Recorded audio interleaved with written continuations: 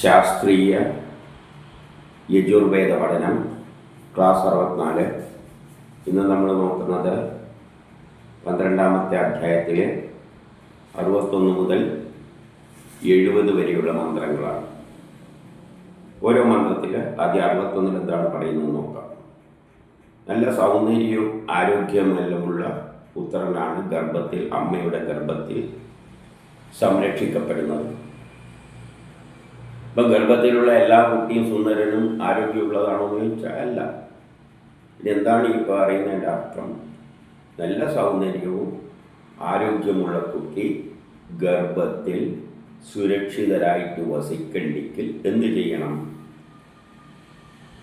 ഭൂമിയെപ്പോലെ ശാന്തരായി തീർന്നാലും അമ്മയുടെ മനസ്സ് ശാന്തമാകണം. ദേഷ്യവും കോപമെല്ലാം ഉണ്ടാകുമ്പോൾ അത് കുട്ടികളുടെ സൗന്ദര്യത്തെയും ആരോഗ്യത്തെയെല്ലാം സ്വാധീനിക്കും. അമ്മയുടെ മാനസിക ഘടന അതുകൊണ്ടാണ് ശാന്തമായിരിക്കണം.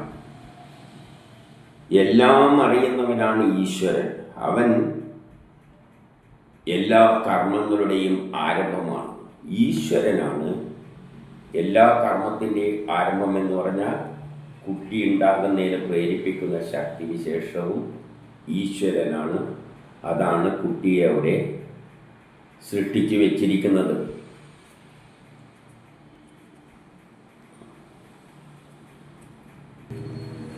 എന്തിനു വേണ്ടിയാണ് കുട്ടിയെ സൃഷ്ടിക്കുന്നത്? എല്ലാ കർമ്മങ്ങളുടെയും ആരംഭമാണ് അവിടെ നിന്ന്.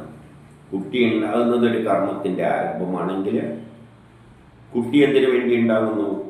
നാളെ നമുക്ക് ശേഷം നമ്മുടെ കർമ്മങ്ങൾ ഭൂമിയിൽ തുടരാൻ വേണ്ടിയിട്ട്. ലോകം ഒരു സുന്ദരമായ ലോകം, ഈശ്വരൻ ഒരു സുന്ദരമായ ലോകമുണ്ടാക്കാൻ ശ്രമിക്കുകയാണ്. ഈ കാലഘട്ടത്തിൽ നമ്മളെ കൊണ്ട് ജോലി ചെയ്യിപ്പിക്കുന്നു. അടുത്ത കാലത്തിൽ ജോലി ചെയ്യാൻ വേണ്ടിയിട്ട് അതിന് ഒരു പ്രത്യേക ഗുണമുള്ള കുട്ടിയെ ആവശ്യമുണ്ട്. ചിലപ്പം ബുദ്ധിമാനായ വേണ്ടി വരും, ചിലപ്പോൾ അധ്വാനിക്കാൻ ശേഷിയുള്ള എന്ത് ജോലിയാണോ നാളെ ചെയ്യേണ്ടത് അതിനനുസരിച്ച കുട്ടിയെ, അതിനനുസരിച്ച് ജനിതക ഘടനയുള്ള മാതാപിതാക്കന്മാരെ അതിന് യോജിച്ച സമയത്തിൽ ജനിപ്പിച്ചിട്ടാണ് കുട്ടിയെ ഉണ്ടാക്കുന്നത്. ഇതെല്ലാം നമുക്ക് വേണ്ടിയല്ല, ലോകത്തിന് വേണ്ടിയാണ്. അപ്പോഴത് കർമ്മത്തിൻ്റെ ആരംഭമാണ്. അവനിലൂടെയാണ് ഇനി ഭാവി കർമ്മങ്ങൾ കാലം ചെയ്യുന്നത്. ഈശ്വരനാഗ്രഹത്താൽ അവനിൽ നിന്നും വൈഷമ്യങ്ങൾ ഒഴിഞ്ഞു പോകട്ടെ. ആ കുട്ടിക്ക് വൈഷമ്യമെല്ലാം ഒഴുകി എങ്ങനെയുള്ള കുട്ടി വരണമെന്ന് അത് ഈശ്വരനാണ് തീരുമാനിക്കുന്നത്. നാളെ ആ കുട്ടി ബുദ്ധിയൊന്നും ഉപയോഗിക്കേണ്ട, നല്ലോണം അധ്വാനിച്ചാൽ മതി എന്ന് പറഞ്ഞാൽ ബുദ്ധി കുറഞ്ഞ അധ്വാനിക്കാൻ കഴിവുള്ള കുട്ടിയെ ജനിപ്പിക്കും. അതല്ല, നാളത്തെ രാഷ്ട്രത്തെ നയിക്കേണ്ടവനാണെങ്കിൽ അവനെ നല്ല ധീരനായിട്ട് വളർത്തും. ചിലപ്പം ബുദ്ധി കുറച്ച് സാമർഥ്യം ഉണ്ടാകും. നയിക്കാൻ കഴിവുള്ള സാമർഥ്യങ്ങളല്ല ഉള്ള കുട്ടിയെ ജനിപ്പിക്കും. അപ്പം എന്താവശ്യത്തിന് വേണ്ടിയാണോ നാളെ കുട്ടി വേണ്ടത് അതിനനുസരിച്ചാണ് കുട്ടിയെ ജനിപ്പിക്കുന്നത്. അപ്പോൾ ആ കുട്ടിക്ക് ചില കാര്യത്തിൽ ചില കുഴപ്പമെല്ലാം ഉണ്ടാവും. അതാണ് വൈഷമ്യങ്ങൾ ഒഴിഞ്ഞു പോകട്ടെ. അവന് ഏത് തരത്തിലുള്ള കുട്ടിയാണോ വേണ്ടത് അതേ തരത്തിലുള്ള കുട്ടികളെ ഉണ്ടാക്കാൻ ആ ശക്തിയാണ് ശ്രമിക്കുന്നത്. അല്ലാതെ നമ്മളൊന്നും ചെയ്യുന്നില്ല. നമ്മൾ ഭക്ഷണം കഴിക്കുന്നതേ ഉള്ളൂ. പിന്നീടൊക്കെ ഡോക്ടറെ അടുത്ത് പോകും, ഡോക്ടർക്ക് ഫീസ് കൊടുക്കും. ഡോക്ടർ എന്ത് ചെയ്യും?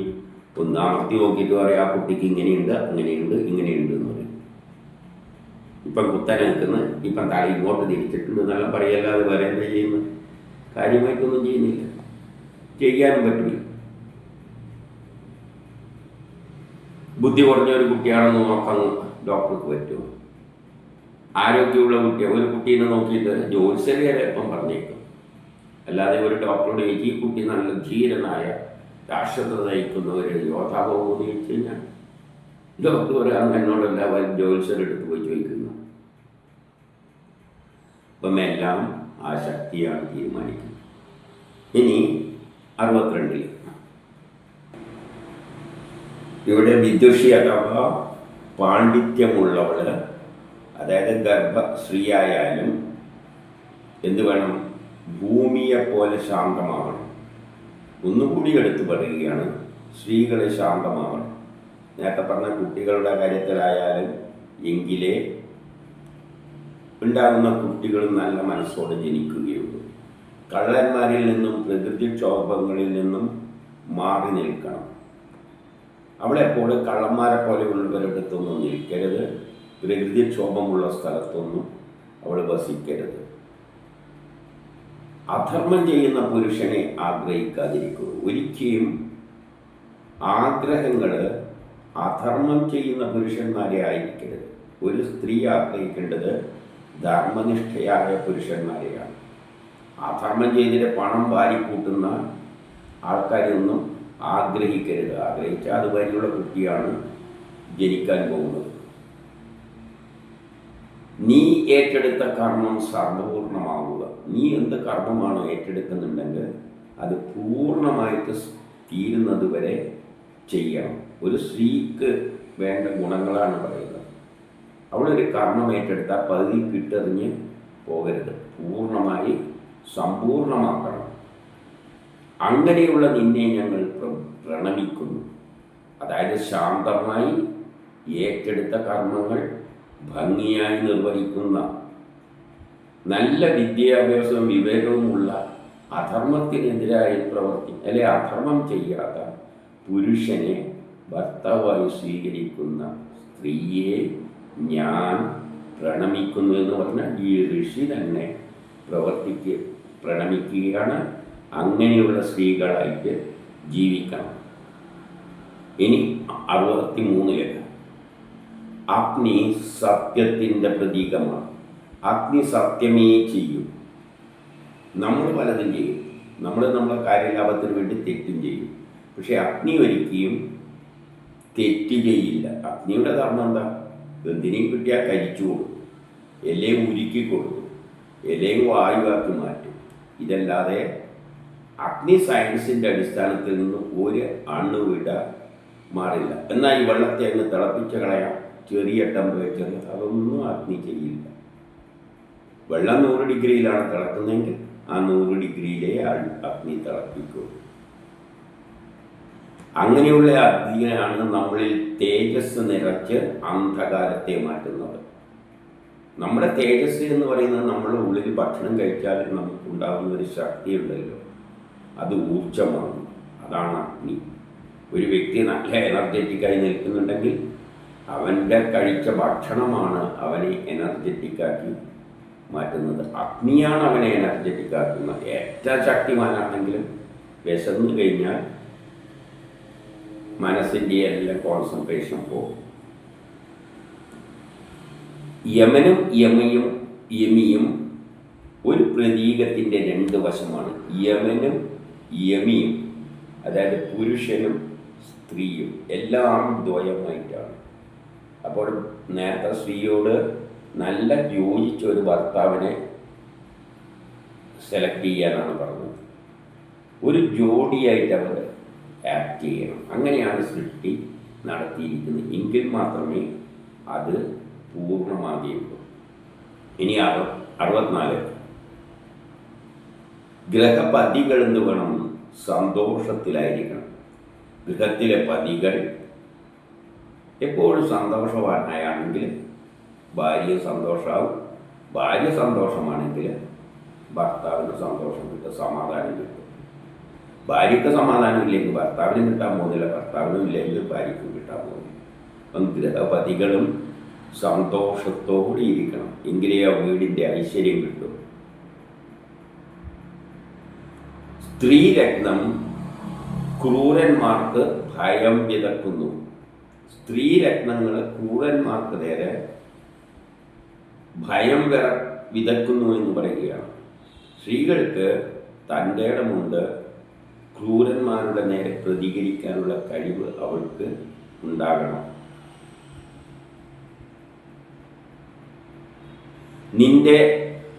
നിന്നിൽ രോഗമുണ്ടാകുന്നുവെങ്കിൽ ആവശ്യമായ ഔഷധങ്ങളെ ഞാൻ എത്തിക്കുന്നു. ഞാൻ എത്തിക്കുന്നു എന്നാൽ പ്രകൃതി എത്തിക്കുന്നു. നിന്നിൽ രോഗമുണ്ടാവുകയാണെങ്കിൽ, സ്ത്രീകൾക്കായാലും ഭർത്താവിനായാലും രോഗമുണ്ടാകുക, എന്തെങ്കിലും രോഗങ്ങൾ ഉണ്ടാവുകയാണെങ്കിൽ അതിനുള്ള മരുന്നുകൾ കാലമെത്തിക്കുന്നുണ്ട്. പ്രപഞ്ചത്തിൽ അതിനുള്ള മരുന്നുകളെല്ലാം ഉണ്ടാക്കി വെച്ചിട്ടുണ്ട്. രോഗം വന്നു കഴിഞ്ഞാൽ മരുന്ന് കഴിക്കണം. ഇനി 65. ഗൃഹപതികൾ ഭൂമി മാതാവിനെ പോലെ സമാധാനത്തോടുകൂടി നിൽക്കട്ടെ. അപ്പം ഭൂമി മാതാവ് എത്രയും ക്ഷമിക്കും. ഇവിടെ എന്ത് നടന്നു കഴിഞ്ഞാൽ ഭൂമി ക്ഷമിക്കും. നമ്മൾ എന്ത് കോടാലി എടുത്ത് മൺവട്ടി എടുത്ത് വെട്ടിയാലും ഭൂമി ക്ഷമിക്കും. അതുപോലെ ഗൃഹപതികൾ എന്ത് വേണം? വീട്ടിൽ സമാധാനം ഉണ്ടാക്കാൻ ശ്രമിക്കണം. മാത്രമല്ല വിശുദ്ധമായ അവരുടെ വൈവാഹിക, അതായത് കുടുംബ ബന്ധത്തിൽ, ദാമ്പത്യ ബന്ധത്തിൽ അവർ ഇണങ്ങിച്ചേരണം. ഒരൊറ്റ മനസ്സായിട്ട് രണ്ടുപേരും നീങ്ങണം. ദാമ്പത്യ ജീവിതത്തിൽ ഇണങ്ങിച്ചേർന്നുകൊണ്ട് പിരിഞ്ഞിട്ടല്ല പോകേണ്ടത്, ഇണങ്ങിച്ചേർന്നുകൊണ്ട് പോകണം. ഞാനും അത് സ്വീകരിക്കുന്നു. അതായത് ഞാനും ആ വഴി തന്നെയാണ്. ഋഷികൾ പറയുകയാണ്, ഇത് എഴുതിയ ഋഷി പറയുകയാണ്, ഞാനും അത്തരത്തിൽ തന്നെയാണ് പോകുന്നത്. നിങ്ങളോട് ഉപദേശിച്ചിട്ട് ഞാനിവിടെ കിടന്ന് അടിപിടിയൊന്നും കൂടുന്നില്ല. എന്നിൽ ദീർഘായുസ് ഉണ്ടാകട്ടെ. അങ്ങനെ ചെയ്തു കഴിഞ്ഞാൽ ദീർഘായുസ് ഉണ്ടാവും. അല്ലാതെ തമ്മിൽ തല്ലി കഴിഞ്ഞാൽ പിന്നെ അവസാനം കള്ളു കുടിച്ച് അടിപിടി കൂടി അവസാനം ദീർഘായുസ്സും ഇല്ലാതെയാകും. ഗൃഹ ജീവിതത്തിലെ വ്യവസ്ഥകൾ ഞങ്ങൾ ഒരിക്കലും തെറ്റിക്കില്ല. ദാമ്പത്യ ജീവിതത്തിൽ എങ്ങനെ പോകണമെന്ന് ചില വ്യവസ്ഥകൾ, അത് അംഗീകരിച്ചുകൊണ്ട് പോകുക. അപ്പോൾ തലമുറകൾ വിശുദ്ധമായി തീരട്ടെ. അങ്ങനെയുള്ള കുടുംബത്തിലുള്ള തലമുറകൾ മാത്രമാണ് വിശുദ്ധമായി തീരുന്നത്. ഭാര്യ ഭർത്താക്കന്മാരെ അടിപിടി കൂടുന്ന ഗൃഹത്തിലെ പിള്ളേരും തലതിരിഞ്ഞു പോകും, സമൂഹം ദുഷിച്ചു പോകും. അതുകൊണ്ട് ഗൃഹത്തിൽ സമാധാനമുണ്ടെങ്കിലേ മക്കളിലും അത് പ്രകടമാവുകയുള്ളൂ. മക്കളിലൂടെയാണ് സമൂഹത്തിലത് പ്രകടമാകുന്നത്. ഇനി 66.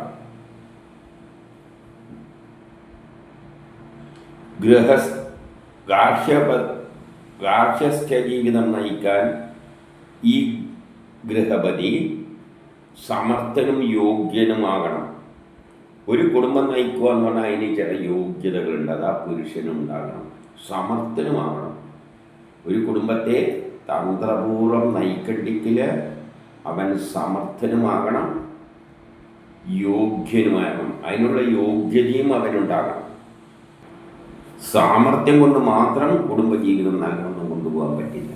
അതിനുള്ള യോഗ്യതയും ഉണ്ടാകണം. നീ സൂര്യനെ പോലെ ശോഭിച്ച് നിൽക്കണം. ഒരു വീട്ടിൽ ഗൃഹനാഥൻ, ഗൃഹസ്ഥൻ സൂര്യനെ പോലെ ശോഭിച്ച് നിൽക്കണം. എങ്കിലേ ആ ഗൃഹത്തിന് ഐശ്വര്യമുണ്ട്. അല്ലാതെ അടിമ പോലെ ഒരു പുരുഷൻ നടക്കുകയാണെങ്കിൽ ആ കുടുംബത്തിൻ്റെ കാര്യം പോക്കാണ്. സൂര്യൻ ശോഭിക്കുന്നത് പോലെ ഗൃഹസ്ഥനും ശോഭിക്കണം. അതിനെന്ത് വേണം? അവന് യോഗ്യത ഉണ്ടാകണം, സാമർഥ്യവും ഉണ്ടാകണം. എങ്കിലേ അത് പറ്റുള്ളൂ. ഇനി 67. അക്ഷരത്തെ അറിയുന്നവരും കവികളുമായവർ ഓരോ കാലത്തിലും പ്രത്യേകം ചിന്തകൾ ഉണർത്തുന്നു. ലോകത്ത് ഓരോ കാലഘട്ടത്തിലും അക്ഷരത്തെ അറിയുന്നവരും ചിന്തകരുമായ ചില വ്യക്തികൾ ചില ആശയങ്ങൾ ലോകത്തേക്ക് പ്രകടിപ്പിക്കും. അങ്ങനെയുള്ള ചില ചിന്തകരുണ്ട്. എന്താണ് ആ ചിന്തകർ? നമുക്കിപ്പം കാറൽ മാർക്സ് ഒന്ന് ആലോചിച്ച് നോക്കൂ. കാറൽ മാർക്സ് എന്ന ഒരൊറ്റ വ്യക്തിയുടെ ചിന്തകളാണ് ഇന്ന് ലോകത്തെ പലയിടത്തും,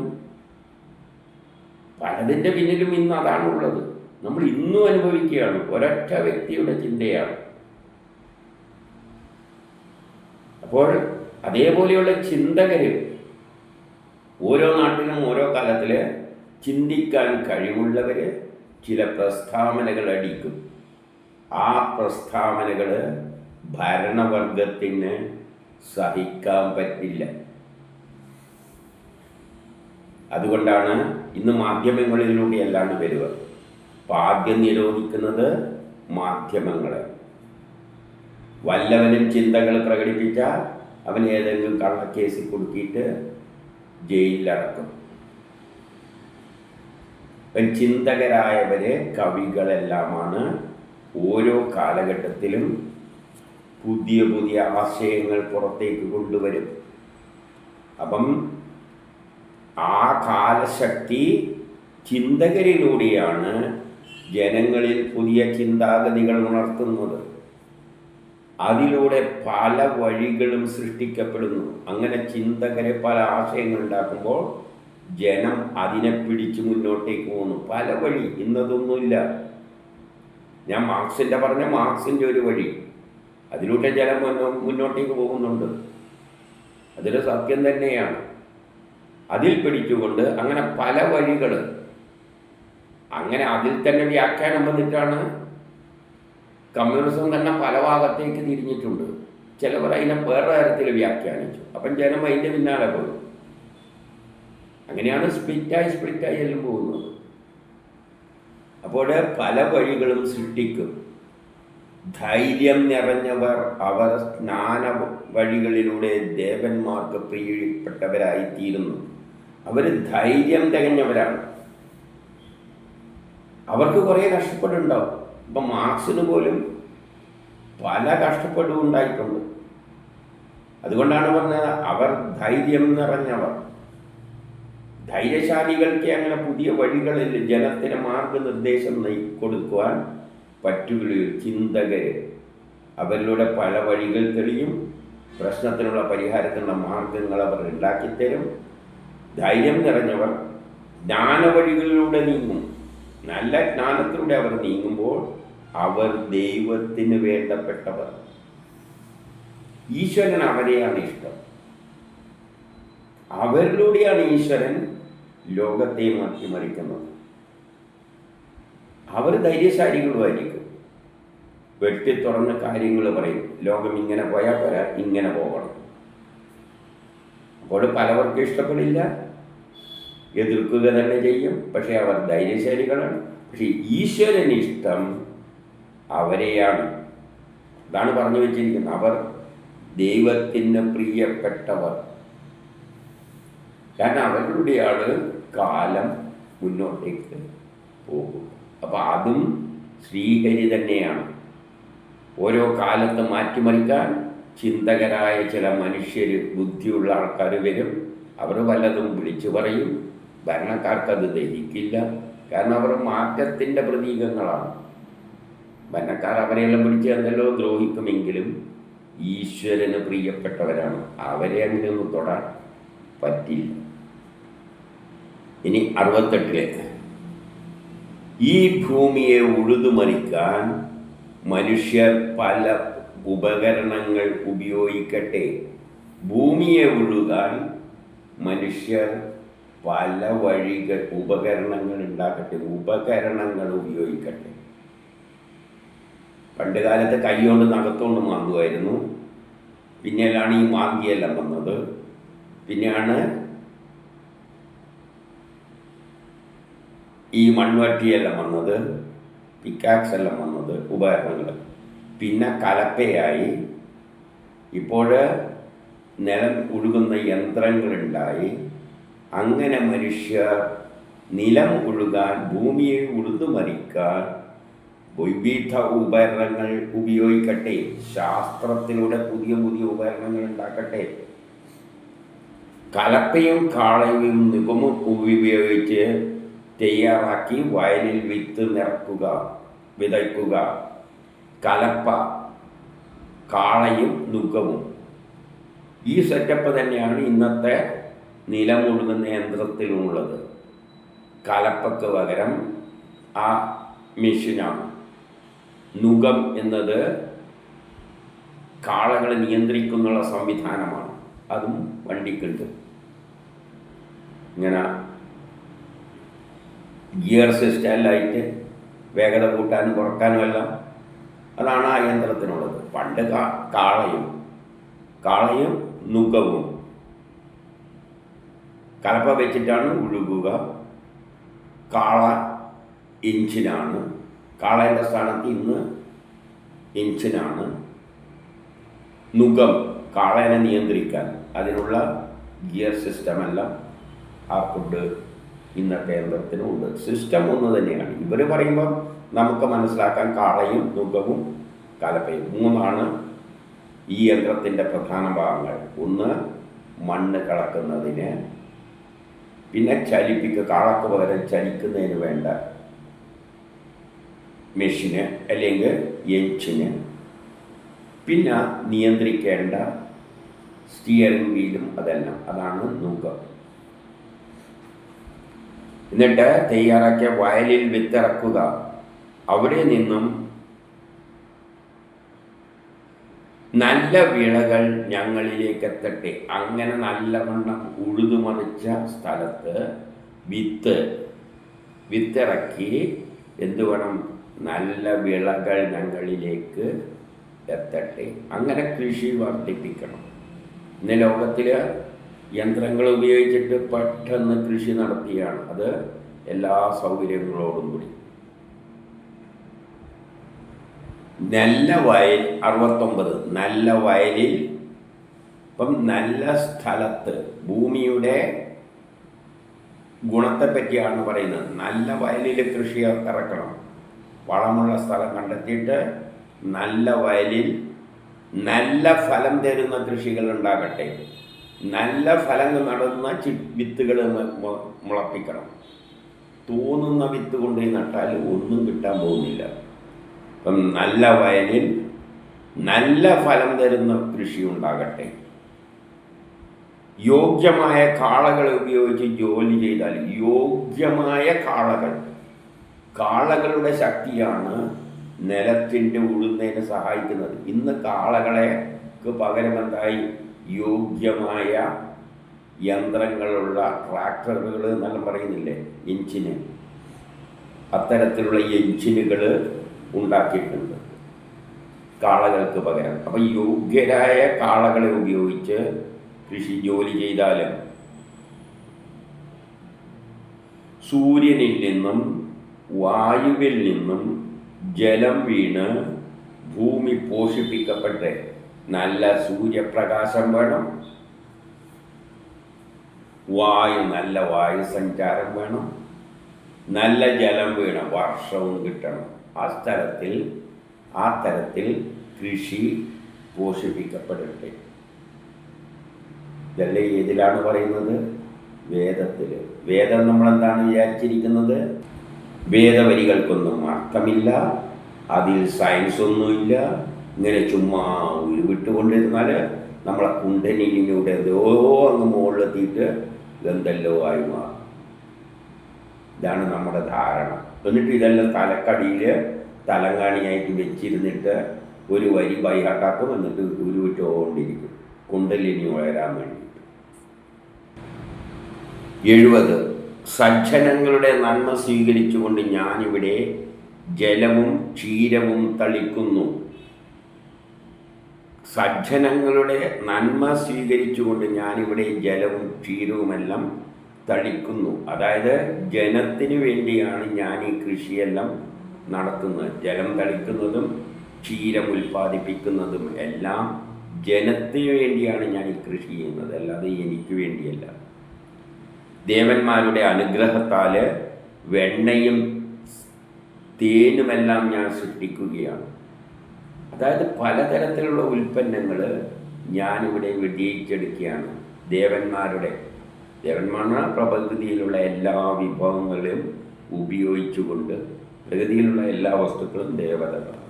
33 കോടി വസ്തുക്കൾ. അവയെ ഉപയോഗിച്ചുകൊണ്ട് ഞാൻ നാട്ടിൽ മുഴുവൻ തേനും വെണ്ണയും സൃഷ്ടിക്കുന്നു.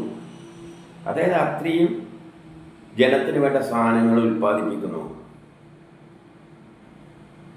ഈ കാണുന്ന ഉഴവിചാലിൽ നമുക്ക് ആവർത്തിച്ച് ജലം നനക്കാം. അതായത് ഉഴുത് മറിച്ച ചാലിലൂടെ നമ്മൾ വെള്ളം ആവർത്തിച്ച് വെള്ളം നിറയ്ക്കുകയാണ്. ഒരു കൃഷി എടുത്തു കഴിഞ്ഞാൽ പിന്നെ ഉഴുകും, എന്നിട്ട് അതിൻ്റെ അകത്ത് വെള്ളം തേവി നിറക്കും, എന്നിട്ട് ആദ്യം കൃഷി ചെയ്യും. ഞാനിത് ചെയ്യുകയാണ്. അതാണ് നമുക്ക് കൃതം നൽകുന്നത്. നമുക്ക് വേണ്ട എല്ലാ സൗഭാഗ്യവും നൽകുന്നത് അതാണ്. ഇവിടെ 41ാമത്തെ മന്ത്രവും കലപ്പയായിട്ട് ബന്ധപ്പെട്ടതായതുകൊണ്ട് അതും കൂടി ഇവിടെ നോക്കാം. അല്ലെങ്കിൽ അടുത്തതിൽ പറയുമ്പോൾ അതിന് ശേഷം വേറെ വിഷയമാണ്. അതുകൊണ്ട് 71 പറയുന്നു, കർഷകന് ആശ്വാസമേകുന്ന കലപ്പ മുന്നോട്ട് നീങ്ങട്ടെ. അതായത് കർഷകന് ആശ്വാസം നൽകണ്ടിക്ക് കലപ്പ ഇങ്ങനെ മുന്നോട്ട് നീങ്ങി ഉഴുതു മറിക്കണം. നമ്മിലേക്ക് അതിലൂടെ ആനന്ദവും സന്തോഷവും എത്തുന്നു. നല്ല കൃഷി ഉണ്ടായിക്കഴിഞ്ഞ് കഴിഞ്ഞാൽ ജനത്തിന് സുഭിക്ഷമായ ഭക്ഷണം കിട്ടും, ആനന്ദവും സന്തോഷവും ഉണ്ടാവുന്നു. ഈ കാണുന്ന ഭൂമിയിലെല്ലാം, എവിടെയെല്ലാം ഭൂമി കാണുന്നുണ്ടോ, ഉഴവ് ചാലുകൾ ഉണ്ടാക്കി നമുക്ക് ഫലം സ്വീകരിക്കാം. എവിടെയെല്ലാം ഭൂമിയുണ്ടോ അവിടെയെല്ലാം ഉഴുതു മറിച്ച് അതിനനുസരിച്ച് വിത്തുകൾ ഉണ്ടാക്കി വിത്തുകൾ പാകിക്കഴിഞ്ഞാൽ ലോകം സുഭിക്ഷമാകും. ഒരു സ്ഥലവും വെറുതെ വിടരുത്, ഉഴുതു മറിച്ച് കൃഷി ചെയ്യുക. അങ്ങനെയാണ് ലോകം സൗഭാഗ്യത്തിലേക്ക് നീങ്ങുന്നത്.